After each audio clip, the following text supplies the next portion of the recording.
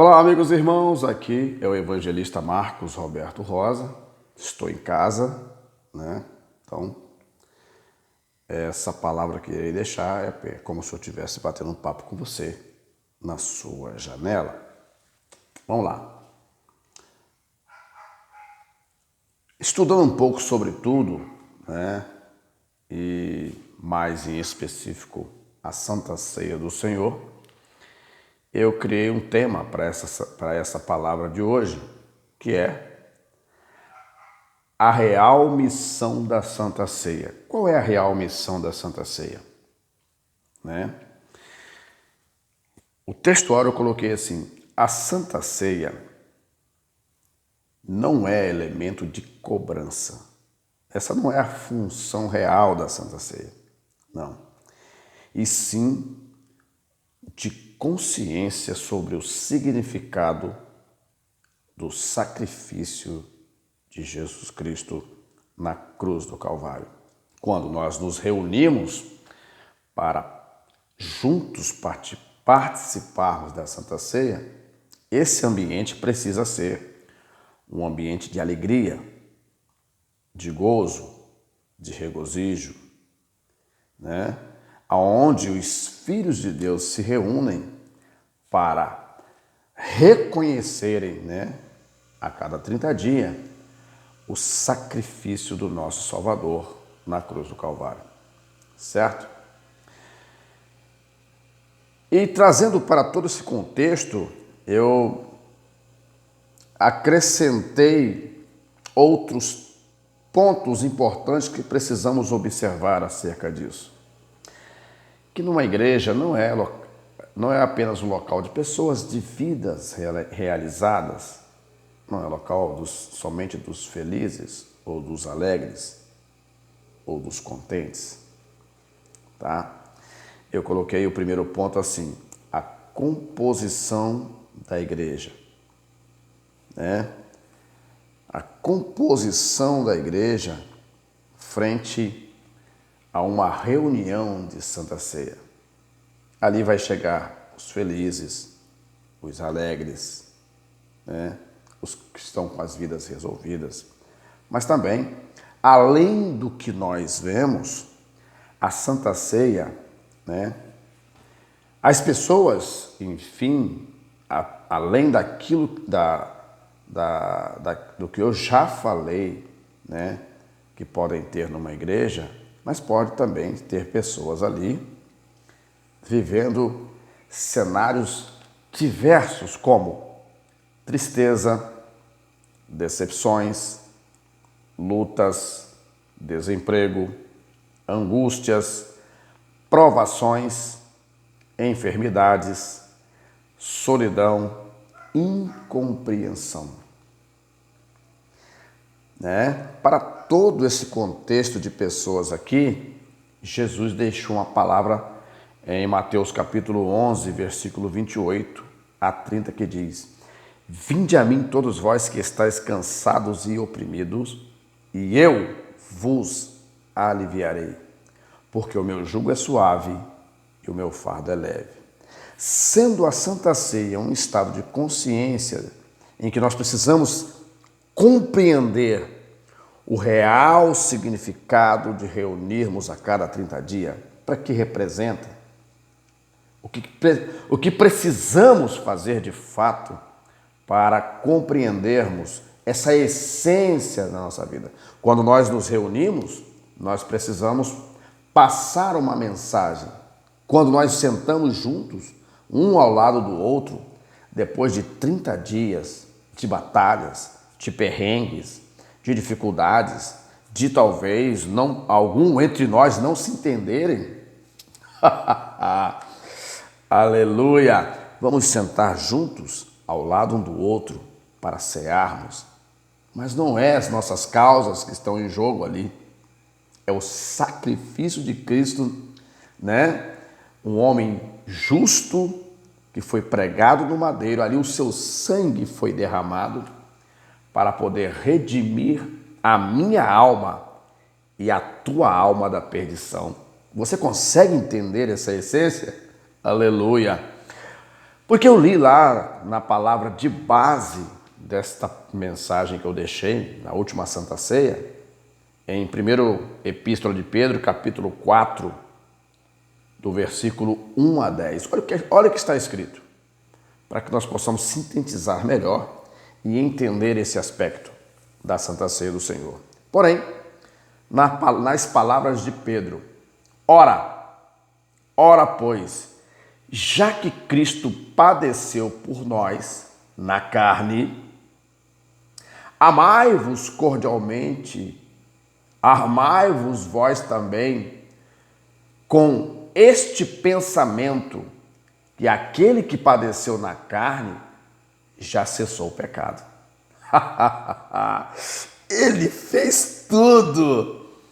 Aí, no versículo 2 do capítulo 4 da 1ª Epístola de Pedro diz: para que no tempo que vos resta na carne, para que no tempo que nos resta aqui vivendo neste corpo, Pedro fala, não vivais segundo as concupiscências dos homens, mas segundo a vontade de Deus.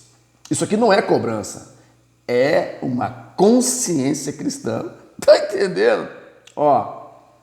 Versículo 3. Porque é bastante que no tempo passado da vida fizéssemos, a vontade dos gentios, Eita maravilha! Andando em dissoluções, concupiscências, glutonarias, bebedices e abomináveis idolatria. Versículo 4. E acham estranho não correrdes com eles no mesmo desenfreamento e dissolução, blasfemando de vós. Versículo 5. Os quais hão de dar conta ao que está preparado para julgar os vivos e os mortos. Nós precisamos lidar com Deus assim, porque Deus é aquele que dá a vida, mas é aquele também que tira. É aquele que nos ama e é longânimo para conosco, mas terá um dia que ele vai nos chamar para uma conversa séria. Vem cá, o que você andou fazendo esse tempo todo que eu te dei de vida aí? Explica para mim essa conversa aí. Está entendendo? Eita, glória a Deus.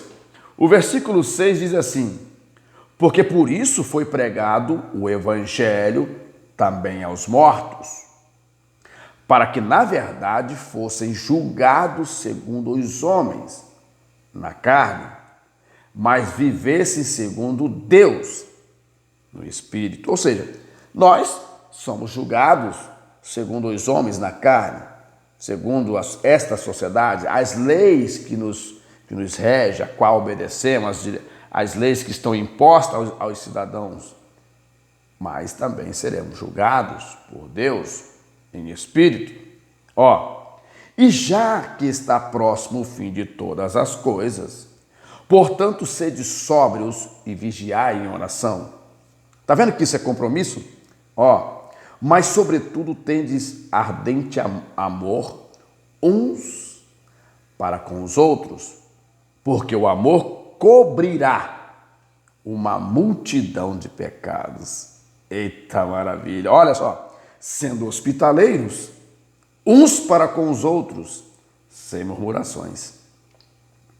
E cada um administra aos outros o dom como recebeu, como bons despenseiros da multiforme graça de Deus. Esta foi o texto de base que eu usei na palavra que ensinei na última Santa Ceia. Todos nós sabemos e conhecemos a doutrina bíblica, temos ciência disso, sabemos que o meio onde vivemos se presta atenção nestas coisas, e quando nós não estamos enquadrados nestas coisas, estamos contrariando a vontade daquele que nos chamou. Então, quando nós nos reunirmos para a Santa Ceia, ali o cansado, o triste, o que está vivendo em solidão, o que está em enfermidade, o que está vivendo incompreensões, o que está vivendo angústias, provações, lutas, decepções, tristezas, ali tudo isso precisa ser desmontado, a qual o nosso Deus nos garante uma nova vida sempre. E a nossa fé precisa aumentar de tal forma que Ele mesmo, o Deus que nos chamou, também Ele nos reerguerá das cinzas e nos dará a vitória que nós precisamos. O que Jesus Cristo quer de nós são as nossas alegrias, que nós possamos viver como cristãos alegres, sorridentes, hospitaleiros, cordiais uns com os outros, amando uns aos outros, respeitando os limites de cada um, conforme Cristo nos chamou. Copiou aí? Você copiou? Eita maravilha!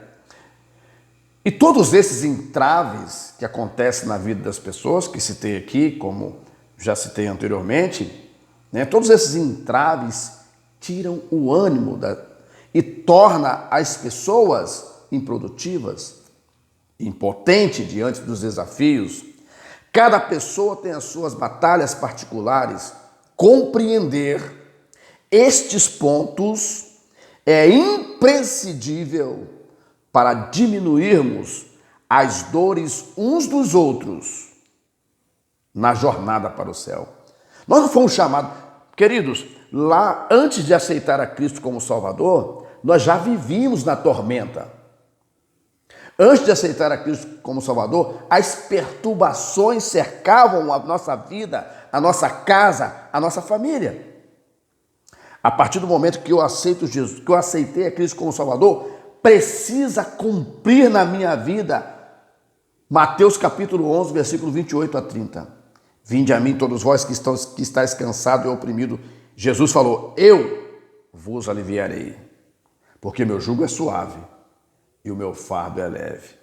Então nós, como dispenseiros da casa de Deus, não é? Pastores, evangelistas, presbíteros, diáconos, cooperadores, auxiliares de trabalho, pessoas que usam da palavra, precisa orar a Deus e pedir a direção espiritual de Deus, para que Deus nos dê a longanimidade, parte da sua longanimidade, porque ela é excelente por demais, não teríamos condições de comportá-la, né? Pedimos a Deus parte da sua longanimidade, para nós compreendermos as dificuldades de cada um dos nossos irmãos, né? E assim trabalharmos para diminuirmos as suas dores, suas batalhas, seus choros, seus problemas, enquanto estamos caminhando para o céu.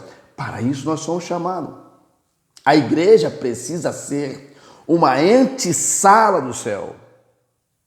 Todos nós precisamos saber que temos compromisso com a palavra de Deus e não podemos continuar no pecado uma vez que decidimos seguir aquele que é santo, puro, justo e fiel. Todo crente precisa saber disso. Não é verdade? Terceiro, a convivência. Convivência, quais os elementos da convivência? 1, unidade. 2, parceria. 3, amizade. Temos que ser amigo, né? 4, compreensão. 5, perdão. E 6, comunhão. Aonde quando nós não vamos nos reunir em volta da mesa da Santa Ceia, cada um sabe o que tem que fazer. Se está em pecado, peça perdão, confesse. Se está bem, ore para o outro que não está bem. E juntos sentemos à mesa do Senhor para podermos reconhecer mais uma vez a bênção que Ele nos deu através de Cristo Jesus. Quando Cristo foi crucificado em um madeiro.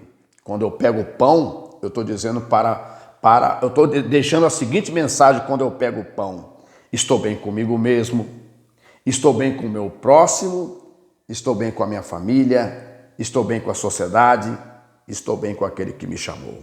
É a mensagem. É a mensagem que eu transfiro, sem fingimento, sem nenhum tipo de nada oculto, tentando enganar os meus irmãos, mas trabalhando de tal forma em que o nome de Cristo, somente nesses aspectos, ele seja pregado e vidas venham aceitar a Cristo como Salvador. Esse é o processo, né? Aí nós podemos ler as referências conforme Romanos 12, 10 e 18, Hebreus 12, 14, 1 Coríntios 1, 10. O terceiro, mandamentos e preceitos. Terceiro ponto, mandamentos, preceitos e ordenanças. Nós sabemos que precisamos guardar isso. Os mandamentos, preceitos e ordenanças propostos por Deus nos conduz à vida eterna, conforme está escrito em João, capítulo 15, do versículo 12 a 17. O que diz lá? Que nós, quando obedecemos a sua palavra, né? Quando nós obedecemos a sua palavra, olha que coisa maravilhosa. João, capítulo 15, do 12 ao 17, diz assim, o meu mandamento é este, que vos ameis uns aos outros, e assim como eu vos amei, ninguém tem maior amor do que este, de dar a alguém, a sua vida pelos seus amigos. Você faria o mesmo? Você faria igual Jesus fez? Pense nisso, Vós sereis meus amigos, Jesus falando, se fizerdes o que eu vos mando. Você é amigo de Jesus? Não sou eu que estou exigindo isso. Não sou eu que estou requerendo isso. É a sua palavra. Foram palavras dele. Vós sereis meus amigos, se fizerdes o que eu vos mando. Olha o próximo. Já não vos chamareis de servo, porque o servo não sabe o que faz o seu senhor, mas tenho-vos chamados de amigos, porque tudo quanto ouvi de meu Pai vos tenho feito conhecer. E não me escolheste a mim, não, mas eu escolhi a vós, e vos nomeei para que vades e deis frutos. Então aquele que é chamado, ele não foi chamado para viver atrofiado, ele precisa dar fruto. Como é que nós vamos salvar? Como é que nós vamos convencer o outro a aceitar a Cristo como Salvador? Você acha que somente o nosso grupo ali, que a gente vê todo dia, tá bom? Não precisamos ganhar mais almas? Está satisfeito assim? E outros, nós não sentimos a essência da pregação da palavra de Cristo? Aquele que recebe a salvação, ele tem desejo de transmitir ela para o outro. Eu estava esses dias pensando um pouco, até conversando com a minha esposa aqui em casa, o nome dela é Rosilene Vieira de Souza, Leninha, a qual eu amo muito, mando um beijão para ela, tá? A todos os meus filhos também, meus genros e noras, netos, um grande abraço para vocês, tá certo? Eu estava conversando um pouco, falando assim, olha, sabe, estou pensando uma coisa aqui. Aquela mulher samaritana que Jesus conheceu no poço ali, ela deve ter sido uma missionária de ponta. Porque Jesus revelou toda a sua vida. Lá nos primeiros textos ali, depois que ela teve a conversa com Jesus, ela sai para anunciar, vem ver o homem que contou a minha vida. E diz a Bíblia que, está lá na continuidade da pregação, e diz a Bíblia que aqueles que ouviram a mensagem da mulher, eles disseram, ela nos falou dele, mas nós estamos vendo que ele é muito mais do que ela falou. Eu me lembrei também daquela mulher que foi pego no estado de adultério. Lembra dela? Jesus não concordou com o pecado dela. Separa as coisas, rapaz. Deixa de nutelagem. Separa as coisas. Jesus não concordou com o pecado dela, não. Ele deu a ela uma nova chance. Viu? perdoou os pecados dela e disse, ó, vai, não peques mais. Certo? Mas eu fico imaginando que essa mulher deve ter sido uma grande pregadora do Evangelho de Cristo, porque foi marcante a pregação para ela.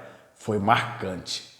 Outro sim, para fecharmos aqui, né? Para fecharmos aqui, quarto, a missão. Aquele que aceita a mensagem salvadora de Cristo, ele carrega dentro de si o desejo de ganhar almas, o desejo de tornar a vida das pessoas melhores. O que Jesus falou? Ide por todo mundo, pregar o evangelho a toda criatura, curai os enfermos, imporão as mãos sobre os enfermos e os curarão. Né? Jesus prometeu coisas maravilhosas. E diz a Bíblia que naqueles primeiros dias que os discípulos saíram pregando, Jesus ia confirmando tudo. A nossa missão aqui é diminuir as dores das pessoas. A igreja não é lugar de perturbação. A pessoa já sai de uma perturbação, ela precisa chegar ali e encontrar um pedaço do céu. Compreenda isso, meu querido irmão e irmã. Terceiro, o quinto, gratidão. Você quer deixar Deus satisfeito? Seja grato. E uma das coisas que nós podemos fazer, como gratidão a Cristo, em primeira mão, reconhecer a sua morte no Calvário, de que Ele veio, morreu em morte de Cristo para salvar a minha vida, mas a tua também. Se nós formos gratos dessa forma, por tudo que o Senhor tem feito por nós, eu tenho certeza que a nossa vida será melhor. Sexto, aguardando a sua volta. Mateus 24, 46 a 51. Sétimo, conclusão para fecharmos. Coisas que nós devemos evitar. Quais são elas? Letra A, evitar a mentira. B, evitar a inveja. C, evitar contendas. D, evitar a vaidade. E, evitar o ódio. F, evitar o ressentimento. G, evitar as mágoas. H, evitar amaldiçoar o outro, porque tem crente que amaldiçoa o outro, tá? I, evitar a maledicência, ficar falando mal do seu irmão, ou do vizinho, ou do amigo. Nós temos que ser disciplinados, né? Lá no livro de Eclesiastes, capítulo 5, diz que o sábio fala pouco, que sejam poucas as tuas palavras. J, falso testemunho. Muito cuidado com falso testemunho, porque quando nós evitamos essas coisas, realmente estamos fazendo Cristo aparecer nas nossas vidas. Estamos honrando a sua morte no Calvário. Que a sua vida na igreja seja uma bênção, que você seja frutífero, que naquele grande dia o Senhor Jesus possa falar comigo e com você: vinde bendito de meu Pai, possuir por herança o reino que está preparado para vocês. Será o dia mais glorioso da nossa vida. Observem bem a sua vida. Não permita ser enganado pelos dias atuais com palavras persuasivas, te mostrando um atalho ao invés do caminho, onde muitos cairão na perdição. Que Deus abençoe a tua vida. Está enfermo? Seja curado em nome de Jesus. Está passando algum problema na sua vida que não resolve? Tenha os teus problemas resolvidos em nome de Jesus. Está com problema com os teus filhos sejam mudados em nome de Jesus. A tua casa seja abençoada, porque é isso que Ele quer. O nosso Deus, Criador dos céus e da terra, em Cristo Jesus. Que Deus abençoe.